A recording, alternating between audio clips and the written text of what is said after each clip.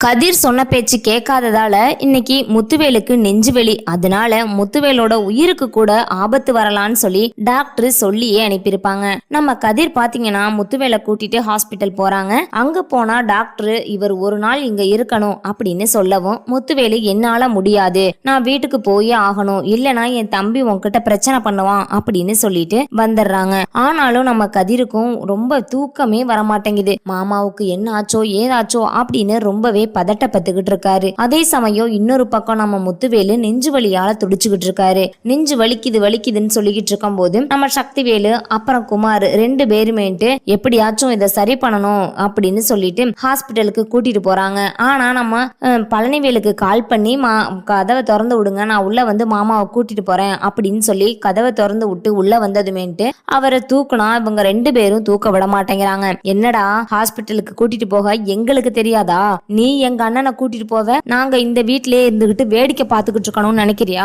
நீ நினைக்கிறதெல்லாம் இந்த ஜென்மத்துல நடக்காது. எங்க அண்ணனை எப்படியாச்சும் ஏமாத்தி அவரோட சொத்து பூரா அமுத்தலான்னு பாத்துக்கிட்டு இருக்க. இந்த அளவுக்கு கேவலமான புத்தி ஒன்ட்ட மட்டும் தாண்டா இருக்கு அப்படின்னு சொல்லிட்டு வெளியே தள்ளி விட்டுறாங்க. நம்ம கதிர் ரொம்பவே பதட்டப்பட்டு போய் பாண்டியனை போய் எழுப்பி, அப்பா வாங்கப்பா, நான் மாமாவை ஹாஸ்பிட்டல் கூட்டிட்டு போயிறேன், இல்லைன்னா அவர் உயிருக்கே ஆபத்து அப்படின்னு சொல்லி கூட்டிட்டு போறாங்க. கூட்டிட்டு போய் அங்க முத்துவேலை ஒரு பக்கம், இவ பாண்டியனும் இன்னொரு பக்கம் நம்ம கதிரும் கூட்டிட்டு வெளியே வந்து கதிரோட கார்ல உட்கார வச்சு கூட்டிட்டு போயிடுறாங்க. அதுக்கப்புறம் அங்க வீட்டுல பெரிய பிரச்சனையே பூகம்பமே வெடிக்குதுன்னே சொல்லலாம். நம்ம சக்திவேலு பாண்டியன் கிட்ட, ஏண்டா எம்புட்டு துமுறு உனக்கும் உன் மகனுக்கும் எங்க அண்ணனை கூட்டிட்டு போக எனக்கு தெரியாதாடா, நான் இருக்கேன், என் புள்ள இருக்கான், இத்தனை பேர் இருக்கும் போது நீங்க கூட்டிட்டு போனாதான் எங்க அண்ணனோட உசுரை காப்பாத்த முடியுமா அப்படின்னு சொல்றாங்க. ஏங்க புரிஞ்சுக்காம பேசாதீங்க, அவருக்கு என்ன பிரச்சனை தெரியுமா? இங்க இருக்க யாருக்குமே அவருக்கு இருக்கிற பிரச்சனை தெரியாது. நீங்க தேவையில்லாம நீங்க கண்டதே போட்டு பேசிக்கிட்டு இருக்கீங்க அப்படின்னதும், என்னடா கண்டதை போட்டு பேசிக்கிட்டு இருக்கோன்னு சொல்றேன், அவருக்கு என்ன பிரச்சனை, அவருக்கு என்ன பண்ணணும்னு எனக்கு தெரியும், நீ உன் வேலையை மட்டும் பாருன்னு சொல்றாங்க. அப்ப உடனே இங்க சக்திவேல் இருந்துட்டு, சரி நீ கூட்டிட்டு போற, அவருக்கு என்ன பிரச்சனைன்னு ஒரு வார்த்தை சொல்லு பார்க்கலாம் அப்படின்னு சொன்னதுமேட்டு பாண்டியன் பயந்துகிட்டே இருக்காங்க. இருந்தாலும் நம்ம உண்மையை சொல்லலாம், பிரச்சனை வராம இருக்கணும் அப்படின்னு சொல்லி உண்மையை சொல்றாங்க. எல்லாரும் நினைச்சுக்கிட்டு இருக்கீங்க அவருக்கு வந்து சின்னதா ஆபரேஷன் பண்ணிருக்காங்க அப்படின்னு, ஆனா அது கிடையவே கிடையாது, அவருக்கு கேன்சர் அப்படின்னு சொல்றாங்க. அதனால அங்க இருந்த மொத்த கூட்டமும் தலையா அடிச்சுக்கிட்டு அழுகுறாங்க.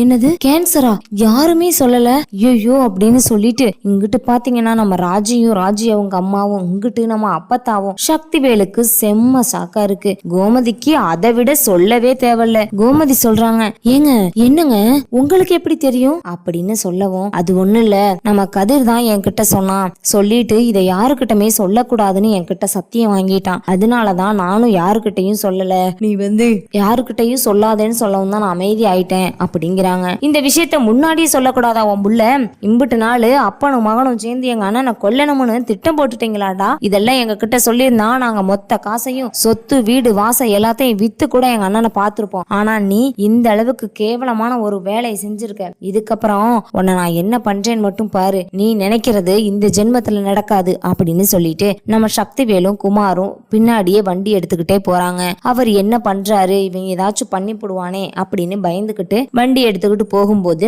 நம்ம என்ன பண்றதுன்னு தெரியாம ஹாஸ்பிட்டல் கேக்குறாங்க. பாண்டியனும் எனக்கு அந்த ஹாஸ்பிட்டல்ல தெரியாது அப்படின்னு சொன்னதுமேட்டு இங்க ராஜிக்கு கால் பண்ணி, உன் புருஷன் எங்க பெரியப்பாவை எங்க தூக்கிட்டு போயிருக்கான்னு கேளு, நாங்க போய் பாத்துக்கிறோம், அவன் பார்த்து எங்க பெரியப்பாவுக்கு உசுறு வரணும்னு ஒன்னும் அவசியம் கிடையாது அப்படின்னு சொல்றாங்க. அப்ப உடனே ராஜி இருந்துகிட்டு, என்னடா மும்பிட்டு துமரா பேசுற, எனக்கு தேவை எங்க அப்பா உசுரோட வந்தா போதும், அதை விட்டுட்டு உங்களோட வெட்டி வீராப்பு அதுக்கெல்லாம் எங்க அப்பா தான் கிடைச்சாரா, எனக்கு கதிர் பாத்துக்குவான், அவன் மேல நம்பிக்கை இருக்குது, எங்க அப்பாவை கதிர் ரொம்பவே நல்லா பாத்துக்குவான், நீங்க போய் அங்க சண்டை இழுத்து அவரோட உயிர் இருக்கிறதும் பிரிஞ்சு போயிரும், நீங்க எல்லாம் ஒண்ணும் போக வேண்டாம் அப்படின்னு சொல்றாங்க. உடனே இங்க சக்திவேல் போனை வாங்கி, இங்க பாரு மகாராஜி, உன் புருஷன் ஏதாச்சும் பண்ணி போடுவான், அதனாலதான் நான் சொல்றேன், நான் போய் பாத்துக்கிறேன், அவரை நான் காப்பாத்தி விடுறேன் அப்படின்னு சொல்றாங்க. சித்தப்பா அதெல்லாம் ஒண்ணும் வேண்டாம் சித்தப்பா அப்படின்னு சொல்லும் போது, இப்ப நீ அவன் கிட்ட கேட்டு சொல்ல முடியுமா முடியாதா, நான் பாத்துக்கிறேன்னு சொல்றேன்ல அப்படின்னு சொல்றாங்க.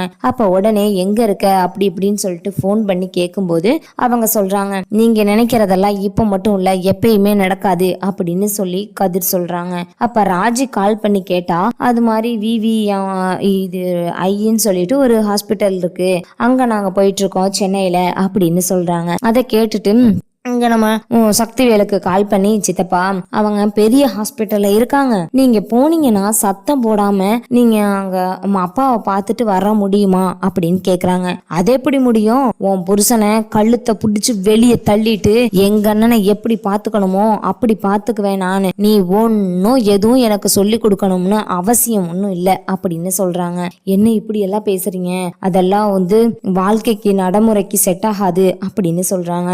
இது யார் என்ன சொன்னாலும் அதை நான் கண்டுக்க மாட்டேன் அப்படின்னு சொல்லிட்டு போனையும் கட் பண்ணிடுறாங்க. அதுக்கப்புறம் விடுறா அந்த விவிஐ ஹாஸ்பிட்டலுக்கு, அவங்கெல்லாம் நம்மளான பாத்திரலாம் அப்படின்னு குமாரவேலை ஓட்ட சொல்றாங்க. குமாரும், அப்பா இந்த ராஜியும் வர வர அந்த குடும்பத்துக்கு கல்யாணம் பண்ணிட்டு போனதுல இருந்து அந்த குடும்பத்துல இருக்கவங்கள தூக்கி தலையில வச்சுக்கிட்டு ஆடுறான். நம்மளாம் என்ன இலக்காரமா?